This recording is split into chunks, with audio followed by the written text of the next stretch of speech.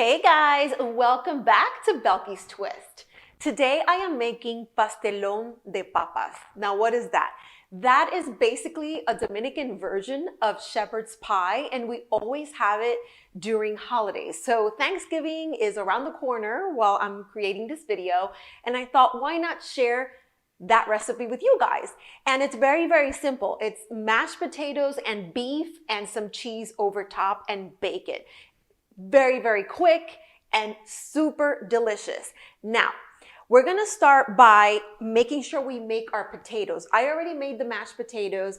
I peeled them, I boiled them, and after I boiled them, I mashed them up. I put in about, I don't know, a cup or so of milk, and I went with 5 pounds of potatoes. Believe it or not, that's 5 pounds.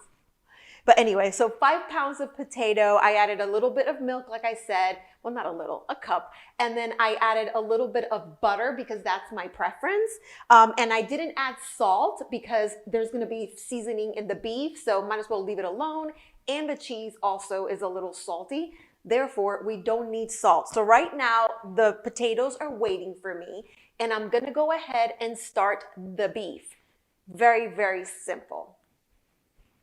We're gonna start by putting our beef inside a skillet. I love this one. This one's awesome. It heats up really, really fast. And I'm not gonna add any oil because the beef has its own oil that's gonna be released into the skillet, so we don't need that.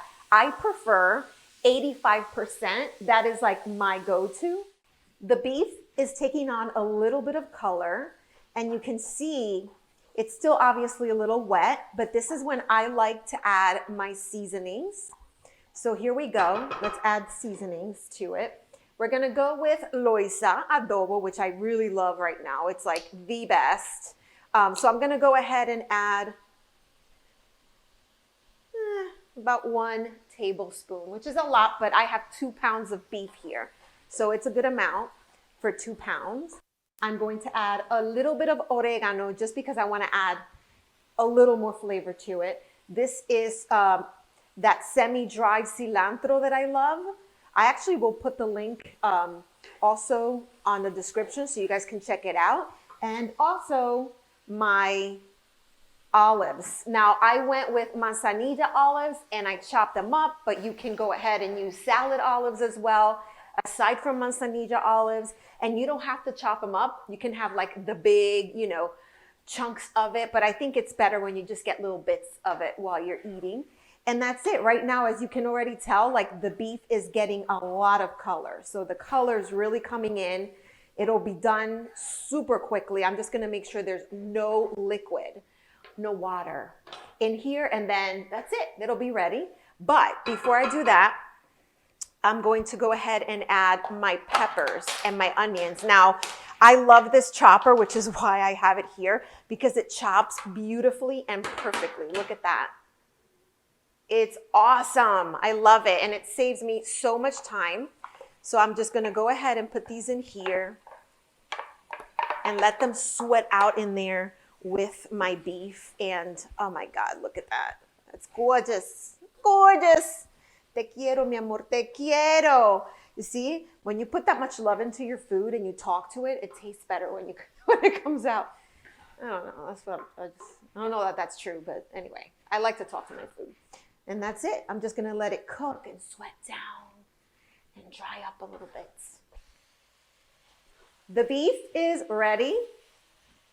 It's beautiful. You see all the peppers, the olives. You can see the onions, very nicely chopped up. Ooh, and I made a ton of the beef. And the only reason I did that was because I'm pretty sure I'm not going to use it all, is because then I can have leftovers. I can make empanadas with them. We can have it over rice. You can have a taco salad like my husband said he's going to make with any leftovers.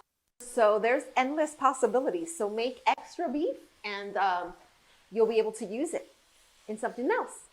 So right now, I'm going to go ahead, finish this off, and assemble our pastelón de papas, our Dominican shepherd's pie. We're gonna go ahead now and assemble our pastelón de papa. And this is obviously super simple too. You're just gonna take the mashed potatoes, I didn't put too much milk in it, even though it sounded like a lot when I said a cup, but for the amount, that wasn't like a ton. So we're gonna go ahead and make a first layer at the bottom, and we're gonna make it nice. And I'm making it the way that you would make it at home. Like, I'm not gonna go ahead and take pictures of this looking perfect, because that's not how it's gonna turn out. And I don't want you to be like, oh, I made this and it doesn't look as good as the picture. This is how cooks cook. You don't make food look perfect, because nothing is perfect in life. And I don't like to show people things that they feel are like, oh my God, how can I make it look like that? No. With me, you get the real deal. And this is the real deal right here. So that's it. We have the first layer. Ta-da! Ah! So excited. And then here we go. We're going to add the beef. And it's almost like a picadillo beef is what I would kind of call it. And I'm not draining the oil out of it. I want it to be nice and moist. It's perfect. And then as I'm putting it in, I'm spreading it out. And I'm probably going to do about a nice layer of it. About half of this meat is going to go in here. And I just wish you could smell it, because it smells like I just want to dig into it without even waiting for it to cook through. But I am going to be patient. But I just like to add color to my dishes. So I used red and yellow peppers, but you can go ahead and use any kind of pepper you prefer. I just like to see the red and the yellow and the green. It's okay. I don't love the green, because I think my husband has an aversion to the green ones. So I almost try not to use them as much. So that's that. That's perfectly nice and flat. Now the second layer comes in. Actually, I almost skipped a step. See, I'm talking a lot. I'm going to put a little bit of mozzarella cheese in here now, like a layer of mozzarella. I can't believe I almost forgot that. That's not good. I would have been really upset. So here we go. I would have been upset. I might have cursed too, but thank God it didn't happen. Anyway, here we go. And I'm not going to do a ton of cheese, although some people might say that's a ton of cheese. But here we go. And I'm going to go and add my second layer of potatoes. Potatoes. Actually, let me use this, because that's probably a little bit better. And this one's going to be hard, because the cheese is going to want to come up. So here you're going to need both. Just kind of spoon and then flatten. Here we go. We're at the very end of this. And I'm going to be very careful that I don't make too much of a mess. If you notice, the potatoes just kind of want to come back up, but I'm winning this war. It's a culinary potato war with Belqui. And that's kind of it. And then we're going to go ahead and add more mozzarella. And it's funny that Dominicans use mozzarella cheese, but we use it a lot, actually. And that's it. Right now, the oven is at 400, and I'm going to put this in for 15 minutes, because remember, the potatoes are cooked, the meat is cooked, and all we want is a nice color on the top and for it to be bubbly. So in 15 minutes, we should achieve that goal. Oh, it's beautiful. Okay. And then look at all the beef I have left. Ah, see, this is perfect.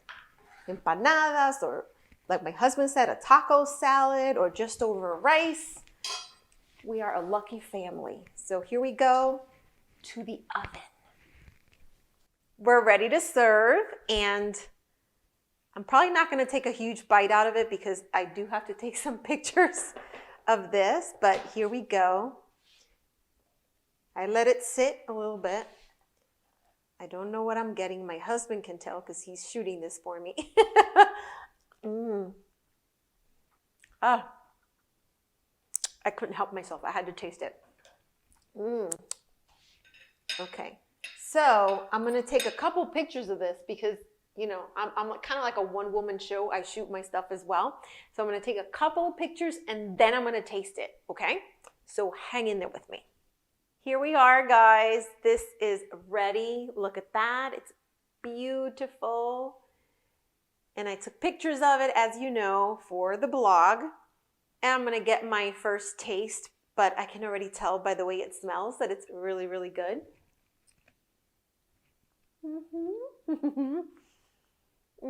Now my mouth's full, but as I was telling you, this is a perfect dish for the holidays.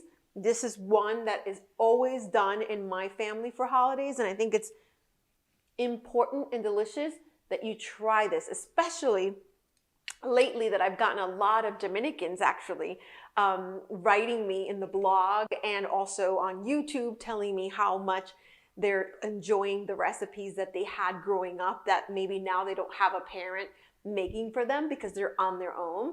This is perfect. This is a great introduction this holiday season. I'm hoping that you make it, and if you do, let me know in the comments. For now, the recipe is in the description, and I look forward to seeing you next time. Bye.